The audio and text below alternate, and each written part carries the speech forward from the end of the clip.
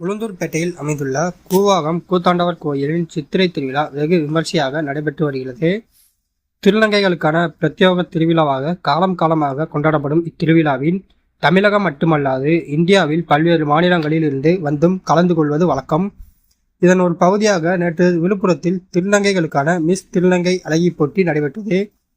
இதில் திமுகவை சேர்ந்த எம்எல்ஏ பொன்முடி மற்றும் நடிகர் விஷால் ஆகியோர் சிறப்பு விருந்தினராக கலந்து கொண்டனர். அப்போது மேடையில் சிறப்புரையாற்றிய விஷால் திடீரென மயங்கி விழுந்தார். விஷால் மயங்கி விழுந்தது அந்த இடத்தையே பரபரப்புக்குள்ளாகியது. இதனைத் தொடர்ந்து அவர் அருகில் உள்ள தனியார் மருத்துவமனையில் அனுமதிக்கப்பட்டார்.